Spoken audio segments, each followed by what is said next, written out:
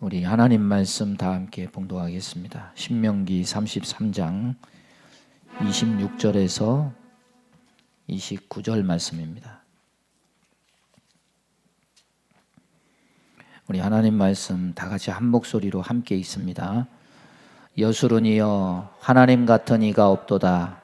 그가 너를 도우시려고 하늘을 타고 궁창에서 위엄을 나타내시는도다.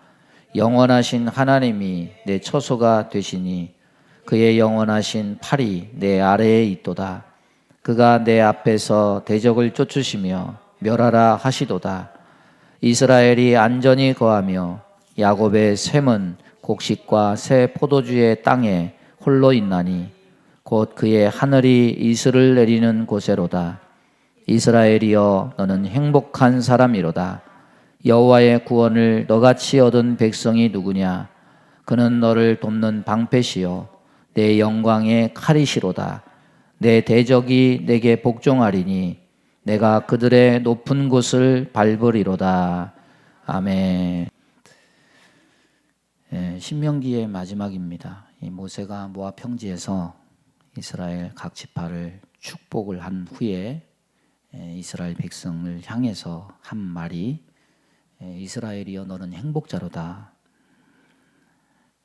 이 한마디 말은 노예 신분을 벗고 하나님의 백성이 된 지 40년 된 이스라엘 백성이 받은 복에 대해서 매우 함축성 있게 표현한 것이라고 할 수 있습니다. 그런데 이스라엘 백성의 입장에서 생각해 보자면은 이 말씀을 인정할 수 있을까? 지금 저와 여러분은 제3자로서 과연 이 3000년 전 이스라엘 백성들의 모습이 우리의 눈으로 보기에 행복해 보입니까? 또한 저와 여러분, 이 코로나 시대를 지내는 저와 여러분의 모습을 나는 정말 행복한 사람이야 이렇게 자칭할 수 있겠습니까? 지금 모세의 이 설교를 듣고 있는 출애굽 2세대 이 백성들은 어떤 형편인가? 원래 요단 동편은 약속된 땅은 아니었습니다. 하지만은 모세와 함께 바산 왕 옥, 아모리 왕 시온을 무찌르고 요단 동편을 얻었습니다. 하지만 이스라엘 백성들이 바라던 목표는 아직 달성된 것이 아닙니다. 왜냐하면은 하나님은 동편을 주시고자 약속한 것이 아니라 요단 서편을 주시고자 약속을 하셨기 때문에 아직 요단강을 건너지 않았고 요단 서편에는 발도 들여놓지 않은 그런 상태입니다. 그러면 그 요단 서편 가나안 땅은 이스라엘 백성에게 어떤 곳이냐? 그들의 아비들이 40일 동안 40년 전에 땅을 정탐한 후에 평을 하기를 두려움에 떨면서 거기서 안악 자손을 보았다. 거인 자손을 보았다. 그들이 스스로 보기에도 우리가 메뚜기와 같으니 우리는 그 땅을 점령할 수 없다. 이렇게 고백했다가 결국 그 일로 하나님께 징벌을 당해서 40년 동안 광야에서 소멸되게 한 원인을 만든 곳입니다. 자기 아비들, 선조들을 두려움에 떨게 해서 죽게 한 그곳을 향해 이제 출애굽 2세대, 자식 세대가 그곳을 향해 가게 됩니다. 어떤 어려움이 있을지, 전쟁이 있을 것이 당연하고 여러 가지 위험과 어려움이 있을 것이 당연합니다. 또 가나안에 진입했다고 해서 다 되는 것이 아니라 어떤 예측할 수 없는 문제들이 쌓여 있을지 알 수가 없습니다. 그리고 하나님이 주시고자 하시는 이 가나안 서편 땅은 우리나라 경상남북도 합친 정도밖에 안 되는 그리 큰 땅이 아니고 그렇게 썩 좋은 땅도 아닙니다. 오히려 이스라엘 북쪽에 있는 우리가 역사책에서 배운 비옥한 초승달 지역, 메소포타미아 지역, 티그리스강, 유프라테스 강이 놓여져 있는 이 아수르와 바벨론 지역이 오히려 풍요롭고 또 이스라엘 남쪽에 있는 애굽, 그들이 빠져나온 애굽, 하늘에서 비가 안 내려도 나일강의 범람을 통해서 1년에 면모작을 할 수 있는 그 땅이 훨씬 좋은 지역이고 좋은 땅입니다. 그런데도 하나님의 종 모세는 이스라엘 백성에게 행복을 쟁취한 것도 아닌 상태에서 그 땅을 취해도 별로 행복해 할 것 같지 않아 보이지 않음에도 이스라엘이여 너는 행복한 사람이로다 이렇게 선포하고 있습니다. 이스라엘을 향해서 행복자라고 선언하는 이 말을 과연 고지고대로 맞다고 그렇게 인정할 수 있겠는가 무릎을 치면서 옳거니 정말 저들은 복받은 민족이야 이렇게 맞장구 쳐줄 수 있겠느냐는 거죠. 애굽에서 모압 평지까지 40년을 맞이한 이스라엘만큼 우리 교회도 어떻게 보면 공교롭게 내년이 40년이란 숫자가 맞아 떨어지는 창립 40주년입니다. 이제 직분자를 세우려고 하고 있고 또 새로운 시대, 새로운 세대를 맞이해서 하나님 뜻을 이루기 위해서 우리가 준비하고 있습니다. 연수가 오래되고 깊어간다는 것, 숫자가 의미를 주기도 하지만 그 자체는 별로 그렇게 중요한 것은 아닌 것 같아요. 제가 지금으로부터 10년 전에 저기 부산에서 우리 총회 100주년 기념한다고 그래서 그때 갔다 온 적이 있습니다. 그때 목사님, 장로님들이 정말 위기의식을 느끼고 우려하는 것은 뭐냐면 이 100주년에 이 풍성한 잔치를 하고 대회를 연 것처럼 총회가 앞으로 200년 후에 과연 이런 영광을 누릴 수 있을까? 위기의식을 가지면서 미래를 보면서 그렇게 기도한 적이 있는데 지금 생각해 보니까 바로 발등 앞에 10년 뒤에 일어나는 지금 현재의 일 이것도 예측하지 못했는데 우리가 감히 100년 뒤를 염려하다니 뭐 이런 어떤 생각이 듭니다. 광야의 이스라엘 백성들 보면은 하나님 속을 썩여도 보통 썩인 것이 아니죠. 또 하나님 속만 썩인 것이 아니라 이 모세의 속도 굉장히 썩였습니다. 과거를 보면 완전한 실망이고 미래를 보면 의심이 들죠. 과연 저래가지고 잘할 수 있을까? 무척이나 염려가 됩니다. 그럼에도 불구하고 모세는 이스라엘 백성을 향해서 매우 긍정적인 정의를 내리고 있습니다. 이렇게 저렇게 하나님께 징계를 받고 속을 썩였어도 너는 하나님께 큰 복을 받은 자들이다. 왜 그런가? 그 중심은 인간에 있어서가 아니에요. 저들의 행위의 기준을 둔 것이 아닙니다. 과거, 현재, 미래 속에서 그렇게 부족함에도 불구하고 하나님이 저들을 택하셨고 하나님이 저들을 이끄셨고 앞으로도 이끌어 가시는 하나님으로 인해서입니다.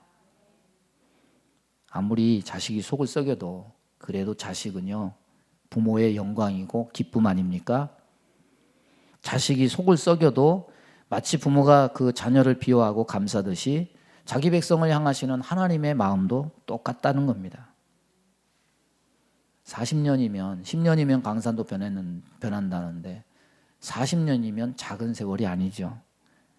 그 숱한 날들 동안 이 성일교회 안에 얼마나 많은 일이 있었겠습니까? 그렇지만은 지금까지 나아온 것은 모두 하나님의 은혜요 감사밖에 없는 거예요. 자기 백성 교회를 향하신 하나님의 마음을 기록하고 있는 이 말씀이 내년에 40주년을 맞이하고 앞으로 미래를 열어가는 우리에게도 큰 용기가 되고 소망이 되고 힘이 될 수 있기를 바랍니다. 우리가 첫 번째 주목할 것은 26절에 여수룬이여 이 말입니다. 여수룬이란 히브리어는 계약이라는 말과 의라는 말의 합성어입니다. 다시 말하면 의로운 계약의 백성이다. 혹은 고든 자, 바른 자 이런 뜻을 가지고 있습니다.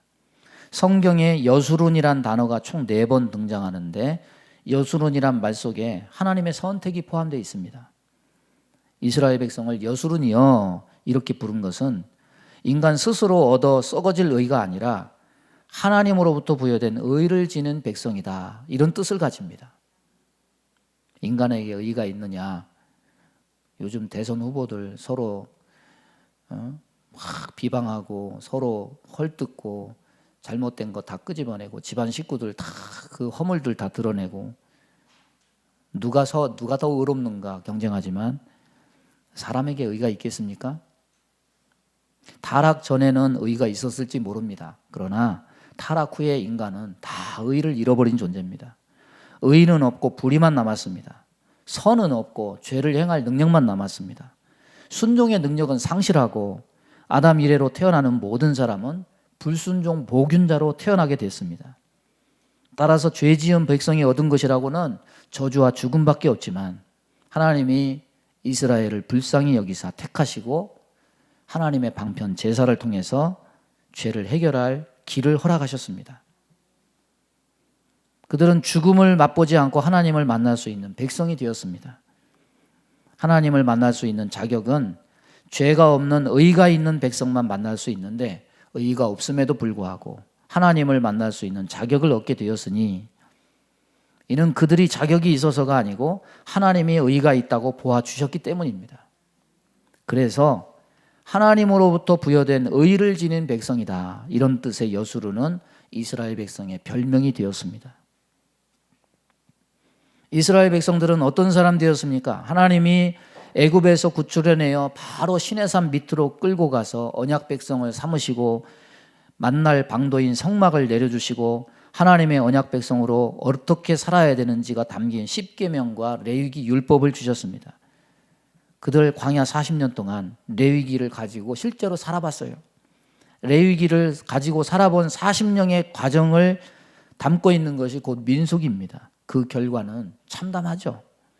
의롭기는커녕 목이 곧고 패역한 족속이고 강팍하고 자주 반역심을 품는가 하면 원망, 불평, 불신앙, 불순종, 이런 쓴물들이 막 토해집니다. 그들에게 의로움이 하나도 없고 삐뚤어져 있는데 왜 하나님은 이 반역적 백성들을 고든 자, 의로운 자, 여수룬으로 부르시는가? 그들에게 어떤 자격 조건이 있어서 갖춰서가 아니라 오직 하나님의 사랑하심 때문입니다. 여러분, 자기 자신에 대해서 절망해 본 적이 있습니까? 사람이란 존재 자체에 대해서 여러분 절규해 본 적이 있습니까? 특히 사람의 본성이 변하지 않는다는 것에 대해서 철저하게 마음이 무너져 내림으로 절망해 본 적이 있습니까? 여러분, 신앙생활 하면서 한 번이라도 몇 날 며칠 밤낮을 죄에 대해서 괴로워하면서 그렇게 밤을 지새면서 통곡해 본 적이 있습니까? 죄에 대해서 무력한 이 사람의 본성에 대해서 절망한다는 것은 신앙적 입장에서 보면 지극히 정상적인 과정입니다. 그 절망 중에 소망을 갖게 되는 것은 어떤 이유 때문이냐? 아담 이래 태어난 모든 사람은 태어날 때부터 죄의 전염병에 이미 감염이 되고 불순종 복균자를 가지고 태어나지만 사람의 구원은 그 절망적인 상태를 그대로 인정하는 데서부터 시작된다는 사실이에요. 하나님이 이 사실을 모르시느냐? 하나님은 다 아십니다. 우리의 죄성과 본성을 다 아십니다. 그래서 발락이 발람을 통해서 저주할 때 뭐라고 얘기합니까? 야곱의 허물을 보지 않는다. 이스라엘의 반역을 보지 않는다. 여호와 하나님이 저들과 함께 계시다. 우리의 허물도 아시고 반역적 기질도 아십니다.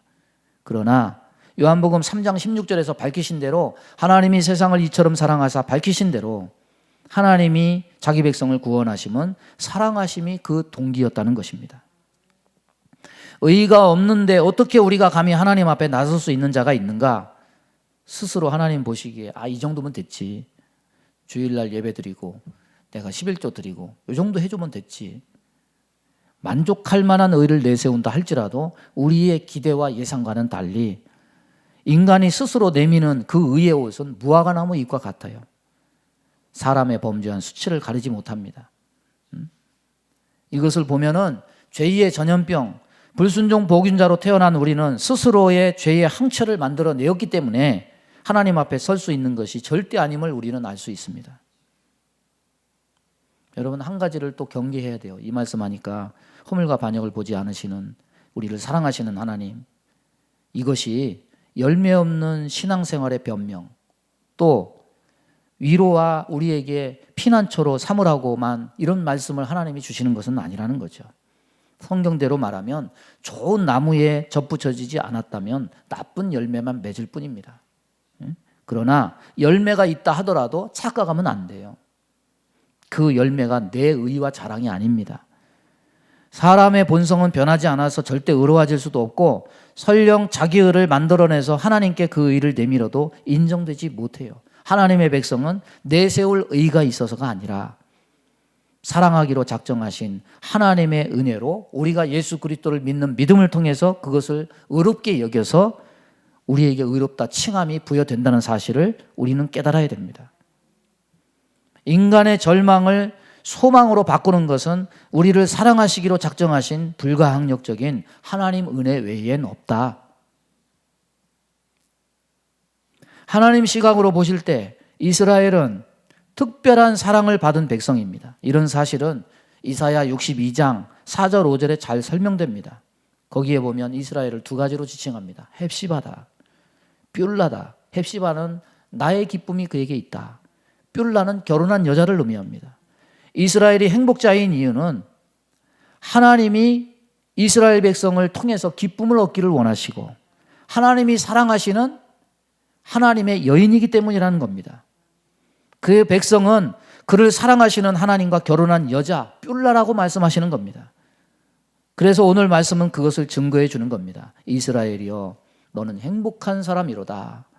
여호와의 구원을 너같이 얻은 자가 누구냐. 성경에 아가서가 나오죠. 아가서를 보면은 남녀의 사랑 관계를 굉장히 적나라하게 낯뜨겁게 묘사하는 내용이 많습니다.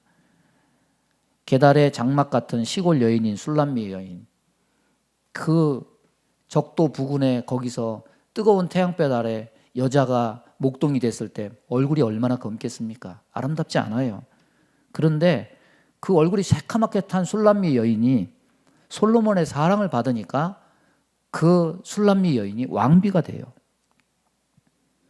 우리도 세상 사람과 다름없는 죄의 때가 묻었지만은 하나님께서 우리의 죄를 보지 않고 예수 그리스도의 십자가 보혈을 보시고 고든 자, 의로운 자, 죄 없는 의인으로 불러주신 이것이 성도들이 누리는 행복임을 우리는 느끼고 깨달아야 돼요. 여기에 우리의 행복이 있습니다. 믿는 사람들의 행복은 재물의 넉넉함에 있는 것이 아닙니다. 하나님이 나를 사랑하신다. 의롭다 여김을 받을 수 없고 하나님을 만날 수 없는 존재가 의롭다 여김을 받아서 하나님을 만날 수도 있고 사랑받는다는 사실이 믿는 자의 행복이고 기쁨의 근원입니다. 세상의 행복과 기쁨의 기준은 똑같아요.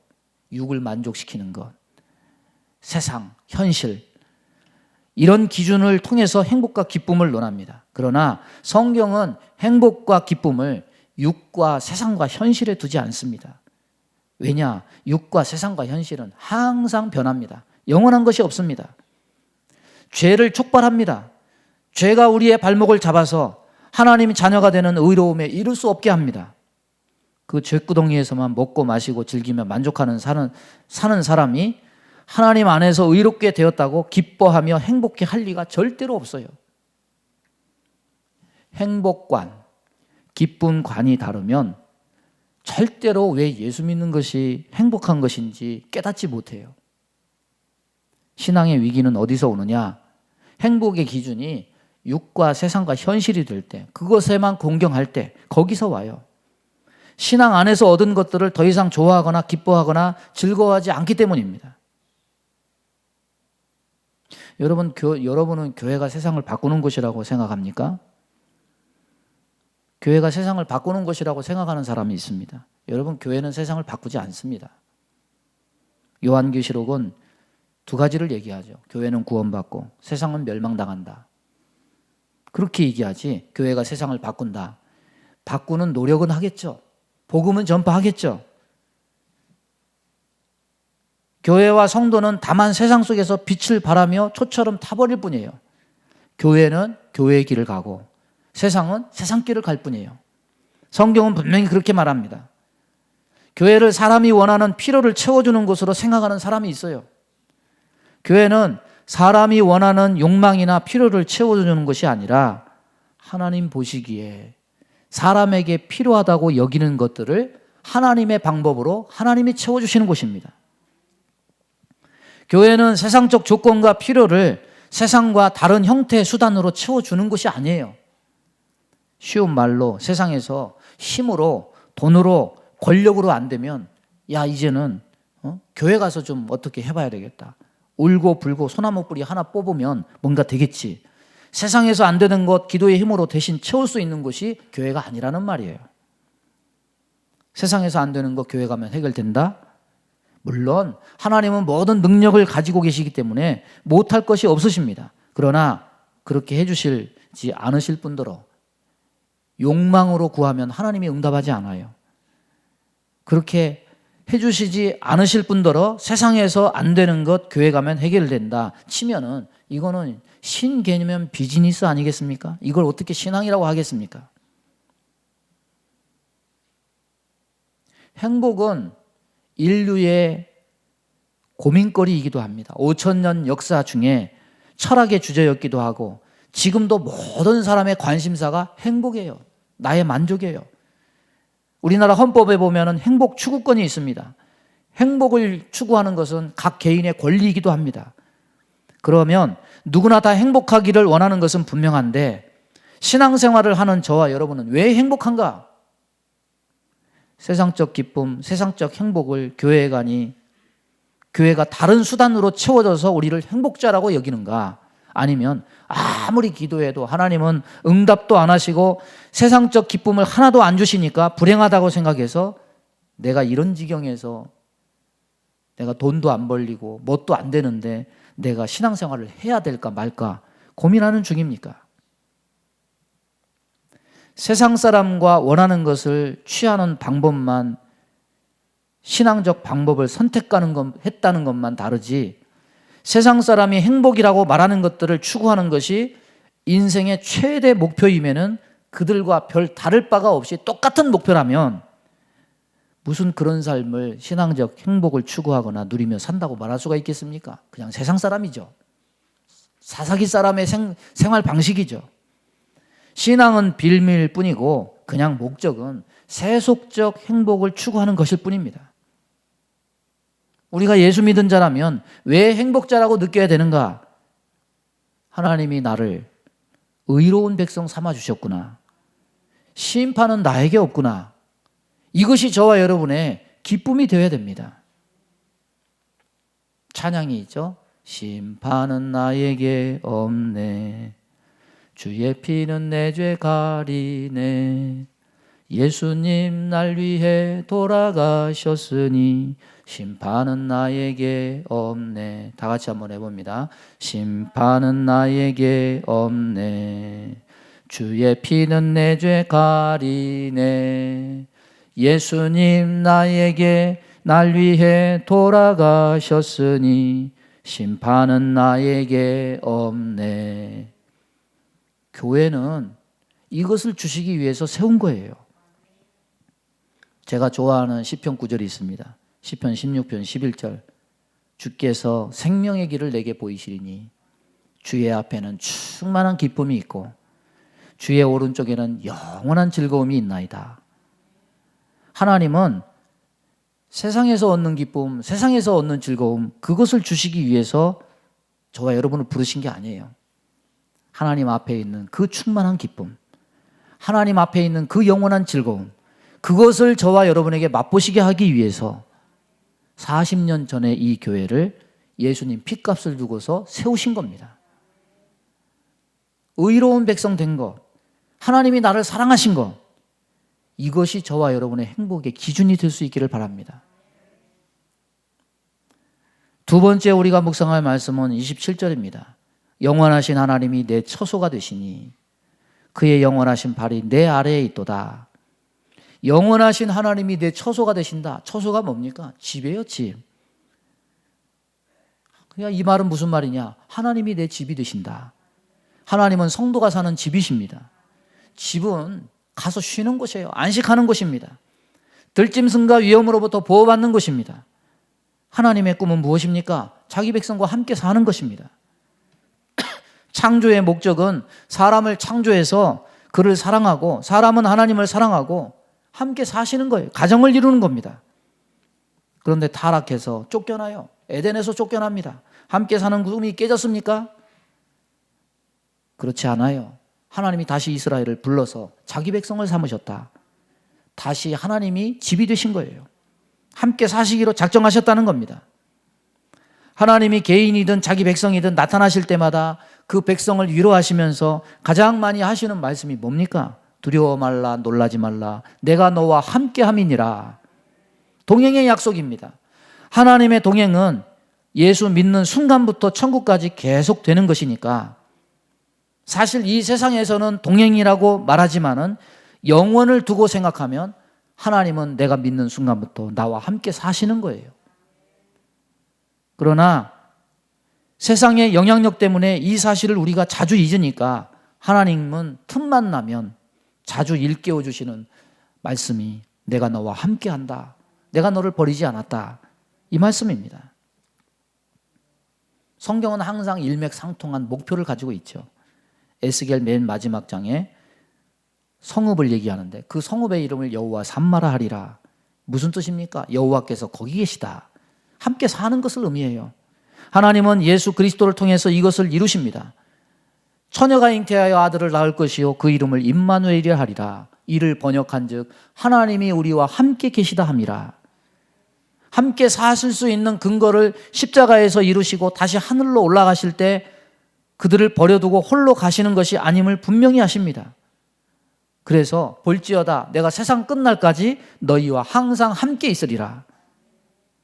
그리고 성령으로 함께 하실 것을 약속하십니다. 요한복음 14장 24절 보면 우리가 그에게 가서 거처를 그와 함께 하리라. 거처가 집 아닙니까? 믿음 안에 들어간다는 것은 뭡니까? 죽어서 천국 가서 하나님을 배웁는다? 아닙니다. 이 세상에서부터 우리는 하나님 안에서 살고 하나님과 함께 사는 삶을 시작한다는 말이에요. 하나님과의 동행, 하나님과의 함께 사는 삶은 믿음의 출발점부터 시작되는 거예요. 제게 두 아들이 있는데 이 두 아들의 이름은 제 삶의 믿음의 고백이기도 하고 제 아들들이 그렇게 살기를 바라는 제 기대이기도 합니다. 하나님이 우리를 구원하실 것을 믿습니다. 주님이 나와 에녹처럼 동행했듯이 함께 동행하실 것을 믿습니다. 제 신앙 고백이자 너희들도 그렇게 살기를 바란다. 천국이 천국인 이유는 여호와 삼마이기 때문이에요. 하나님이 거기 계시기 때문에 천국이 되는 겁니다. 하나님이 그곳을 떠나시면 천국이 아니라 지옥이 됩니다. 여호와께서 떠나시면 성전이 아니에요. 믿는 자가 행복자라는 것은 하나님이 나와 함께 하시기 때문에 행복자인 겁니다. 하나님은 이스라엘 백성을 애굽에서 구출해내어서 광야 40년 동안 그들을 떠나신 적이 없고 함께 하셨습니다. 그리고 앞으로도 함께 하실 것을 약속하셨습니다. 하나님이 함께 하시기에 행복한 자라는 사실은 우리에게도 변함없는 진리의 말씀입니다. 이것이 믿어지는 순간 천국이 심령에 임해요. 천국에는 성전이 있을까요? 없을까요? 요한계시록에는 천국에 성전이 없다고 말합니다. 요한계시록 21장 22절 보면 성 안에서도 내가 성전을 보지 못하였으니 이는 주 하나님 곧 전능하신 이와 어린 양이 그 성전이심이라. 하나님이 우리의 집입니다. 오늘 말씀도 동일한 겁니다. 영원하신 하나님이 내 처소가 되시니 교회가 좋은 이유가 뭡니까? 하나님이 우리를 버리시지 않으셨다는 증거이기 때문에 교회가 좋은 거예요. 하나님이 우리와 함께 하심을 보여주는 실정이기 때문에 좋은 거예요. 40년 동안 이 교회를 통해서 하나님이 우리와 함께 하신다는 수많은 증거들을 우리에게 보여주지 않았습니까? 그래서 우리는 행복자들입니다. 교회는 하나님이 자기 백성과 함께 하신다는 수많은 역사적, 현실적 증거를 지니고 있는 곳입니다. 하나님이 함께 하시는 행복자에게 보장되는 복이 뭡니까? 오늘 27절에서 29절을 분석하면 두 가지를 약속합니다. 27절은 대적이 쫓겨가고 보호받는 것, 안전을 말하죠. 28절은 물과 이슬을 내리는 것, 안정된 삶을 말하죠. 세상에서 안전하려면 군사력과 힘의 보호가 필요합니다. 세상에서 평안하게 안정되게 살려면 돈과 능력이 필요합니다. 그러나 세상 어떤 곳에서도 우리를 완벽하게 안전하게 만들어 줄 수 없어요. 이 코로나 접종을 받고 뭐 맞으면 괜찮고 위드 코로나가 되면 기대를 이렇게 될 것이다, 괜찮아질 것이다 기대했는데 뚜껑 열어보니까 어떻습니까? 다시 창궐해지고 다 국경을 닫고 있잖아요. 세상은 안전한 곳이 없어요. 완벽하게 모든 필요를 다 채워주는 안정되고 풍요로운 곳, 우리의 기대일 뿐이지 세상에 그런 곳이 어디 있습니까? 성도들의 안전과 안정된 삶은 영원하신 하나님이 내 처소가 되시니 그의 영원하신 팔이 내 아래에 있도다. 하나님의 능력의 팔에 인도받는 사람이에요. 동행하는 삶에 있으면 군사력보다 주님의 팔이 더 강합니다. 우리의 대적을 쫓으시고 멸하십니다. 돈과 능력으로 살 수 없는 것들이 세상에 너무 많아요. 그러나 주님은 우리의 필요를 더 잘 아시고 채워주셔서 우리의 삶을 안정되게 이끌어 주십니다. 오늘 우리가 설교 전에 부른 찬송, 메인 찬송, 때 저물어서 날이 어두니. 한국교회 성도들은 이 찬송을 알기는 알고 부르기는 부르지만은 그렇게 잘 안 부르는 찬송 중에 하나예요. 그러나 다른 나라에선 그렇지 않아요. 타이타닉호가 침몰될 때 영화를 보면은 현악 사중두단이 거기서 4주를 가까이 감동적인 연주를 하죠. 그렇지만은 거기에 나오지 않는 부분이 있는데 그 깊은 물속에 빠져서 죽어가는 사람들, 죽음을 바로 임박한 상황에 있는 사람들이 뭐 했느냐? 서로 손을 잡고 부둥켜 안고 부른 찬송이 바로 이 찬송이에요. 때 저물어 날 어두니. 영국은 축구가 종교라고 할 만큼 축구의 열광적인 나라죠. 이 전통의 나라에서 1927년부터 지금 거의 100년이 다 돼가는데 100년 5간 동안에 계속된 전통은 뭐냐면 FA컵 결승전이 임하거나 럭비 결승전이 열리는 날에는 양팀 선수들이 부스에서 입장하기 전에 관중들이 다 일어나요. 그래서 뭘 부르냐? 이 찬송. 이 찬송을 불러요. 이 찬송은 어디에서도 연주되느냐? 인도에서도 연주돼요. 여러분, 인도는 기독교 국가가 아니라 힌두교의 나라 아닙니까? 인도 국경일에 공화국의 날이라는 국경일이 있는데 이 찬송이 울려 퍼진대요. 어떻게 힌두교의 나라에서 이 찬송이 울려 퍼지느냐? 그 이유는 인도 건국의 아버지였던 이 마하트마 간디가 가장 사랑하고 좋아하는 찬송이 이 찬송이었기 때문이에요. 그래서 자기들도 왜 우리가 이 찬송을 불러야 되나 좀 불만을 가져가지고 2020년에 인도 국방부에서 이 찬송은 인도적이지 않다. 그래서 앞으로 이 곡을 연주하지 않겠다. 그렇게 선언을 하니까 오히려 인도 국민들이 들고 일어나서 이 찬송이 연주되는 것을 금지하는 것을 반대해서 올해도 어김없이 이 찬송이 국경일에 연주됐다고 그렇게 전해집니다. 여러분은 힘들 때, 기쁠 때, 감사할 때, 기념할 때 뭘 노래하고 뭘 즐거워합니까? 이 찬송은 죽음이 임박했을 때도 불려졌고 기쁨을 나누는 축구 경기장에서도 불려졌고 럭비 경기장에서도 불려졌고 기념하는 일에도 불려진 찬송이에요. 이 찬송의 영어 명은 때 저물어서 날이 어두니 이것이 아니에요. 영어의 시를 번역하다 보니까 우리나라 말로 번역이 돼서 그 어감이 잘 안 통해서 그렇지 영어의 제목은 뭐냐면 Abide with me, 나의 곁에 머물러 주세요. 우리식으로 얘기하면 이런 겁니다. 주님, 나와 함께 해주세요. 인간은 한계와 부족과 결핍을 지닌 불완전한 존재입니다. 그러나 사실 모든 상황 속에 필요한 것보다 더 필요한 것은 뭐냐? 주님이 나와 함께 하신다는 조건입니다. 우리는 어렵고 힘들 때 하나님을 찾고 함께 해달라고 요청해서 우리는 그렇게 말하지만은 모세는 오늘 말씀을 통해서 우리에게 선언해 줍니다. 너희는 이미 행복한 존재가 되었다. 그 이유는 너희들이 도와달라고 해서 도와주는 것이 아니라 하나님이 스스로 너희의 처소, 너희의 집이 되어서 너희를 품고 사시기로 작정하셨기 때문이다. 선언합니다. 그의 영원하신 팔이 영원히 너희를 감싸고 있다고 말씀합니다. 범죄한 인류는 에덴에서 쫓겨났지만은 이제는 내가 너희를 떠나지도 버리지도 않겠다. 하나님이 작정하신 거예요. 예수 믿는다는 것은 이 보장을 받은 거예요.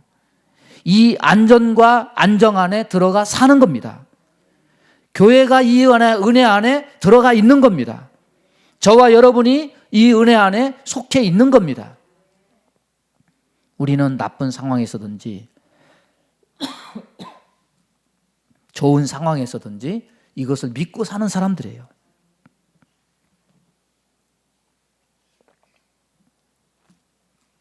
말씀을 맺습니다. 행복은 전적으로 외적인 조건과 환경적인 요인에 있는 것은 아닙니다.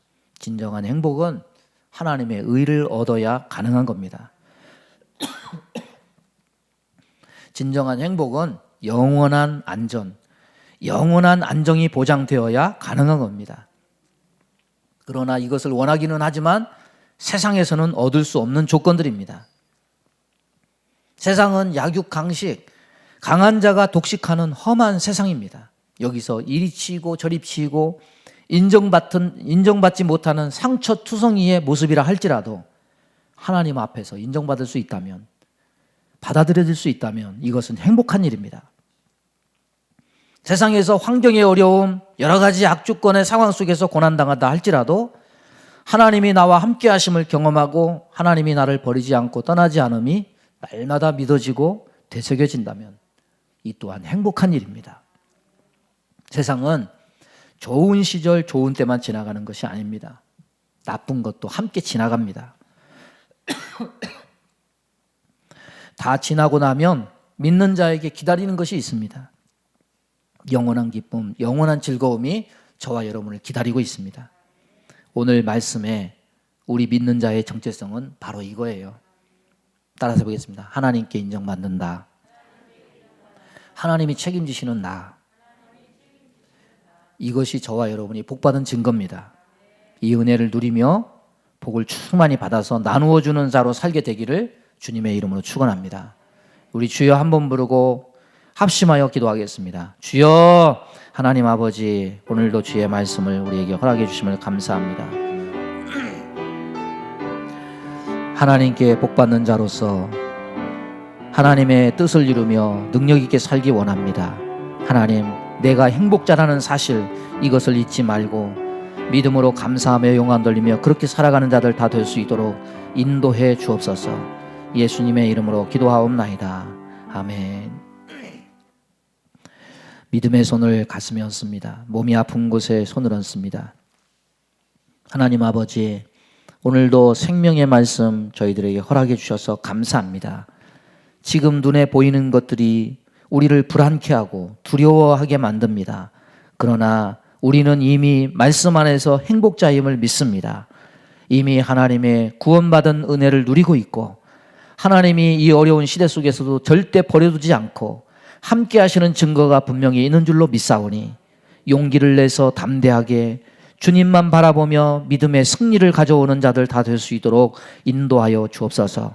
우리 마음 가운데 원망, 불평, 시기, 질투, 미움, 다툼, 이간질하며 불순종, 불신앙케 하며 불안, 조조, 염려, 근심, 두려움을 주는 모든 어둠은 다 떠나갈지어다.